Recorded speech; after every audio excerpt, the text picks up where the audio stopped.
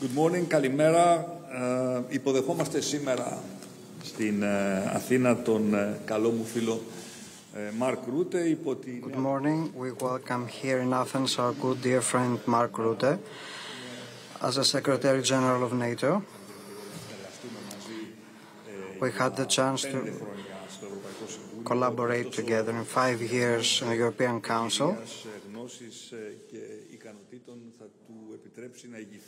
His experience, knowledge and abilities will lead him with success in the alliance. It's something crucial in a critical period as this we are getting through. We had the chance to meet all the international current affairs and strategic priorities of NATO. We discussed the constructive role of Greece. Our country is being recognized as a strong pillar of security, stability and democracy in this tormented southwest wing.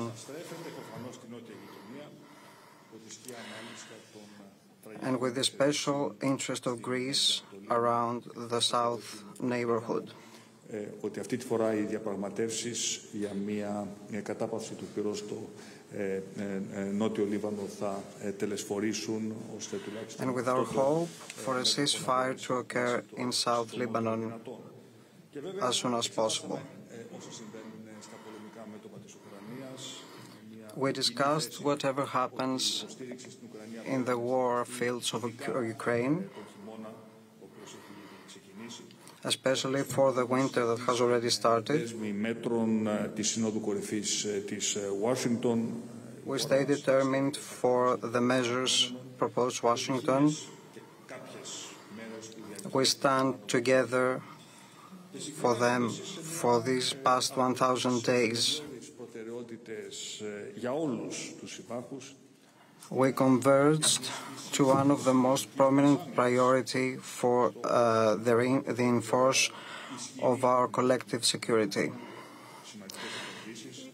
It presupposes, of course, strong defensive industry and, of course, investments.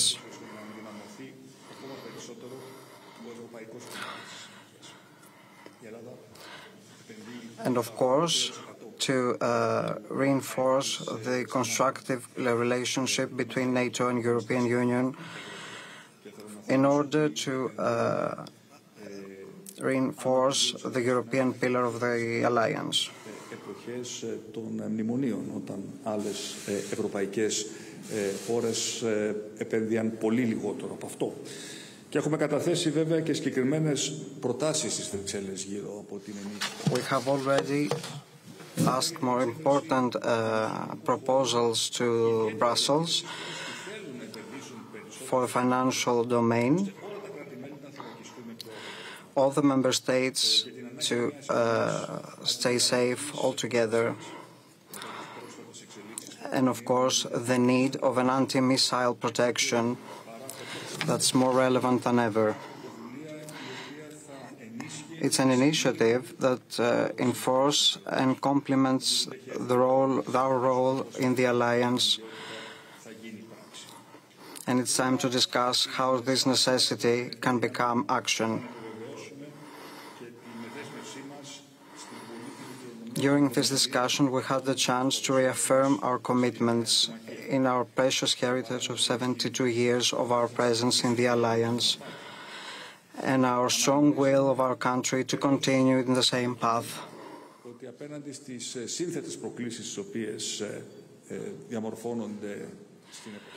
We recognize that against the security challenges that being constructed in the world, we need to draw bridges of collaboration with our allies in fundamental principles of freedom, democracy and solidarity. And of course, to the international law and international treaties that consist the base of the international security architecture.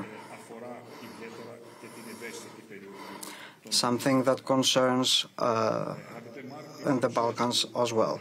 Dear Mark, your presence here seals our commitment, mutual commitment to these values.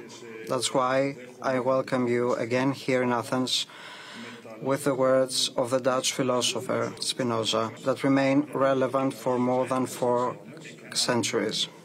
Men will find that they can prepare with mutual aid far more easily what they need and avoid more easily the perils which beset them on all sides by united forces. In Greek, ενωμένοι κατακτάμε πιο εύκολα όσα έχουμε ανάγκη, όπως πιο εύκολα αποκρούουμε και όσους κινδύνους μας περιβάλλουν.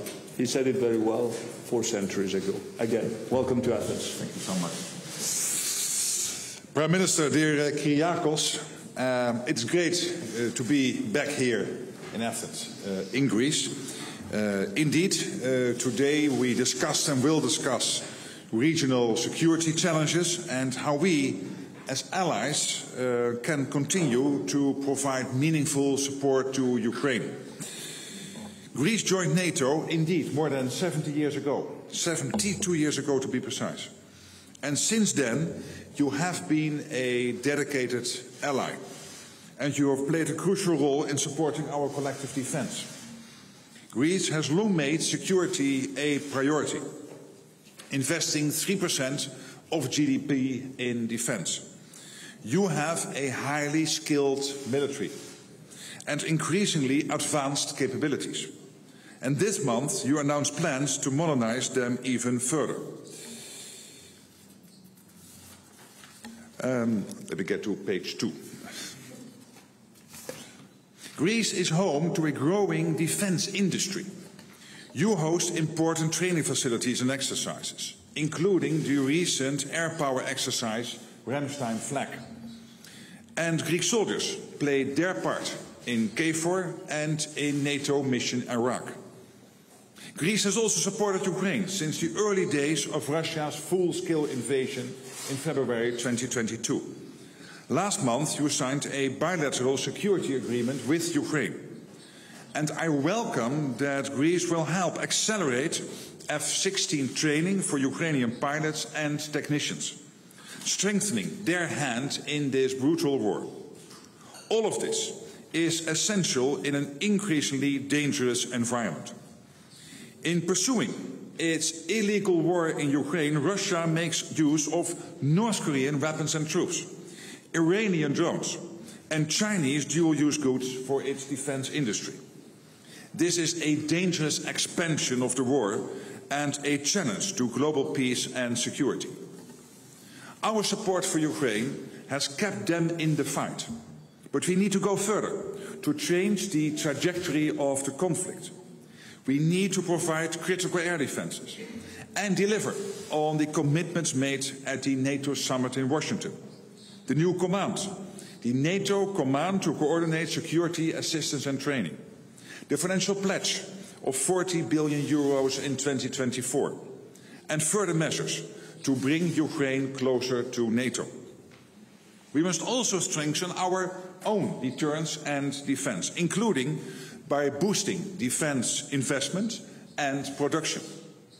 The good news is that we have in NATO the alliance we need to defend every inch of our territory. And we have in Greece, thanks to your leadership, a staunch ally. So again, Kyriakos, thank you. And thank you for hosting me here today and being the friend you are, and I look forward to our discussions during lunch. Again, thank you so much. Welcome. Thank you. Thank you.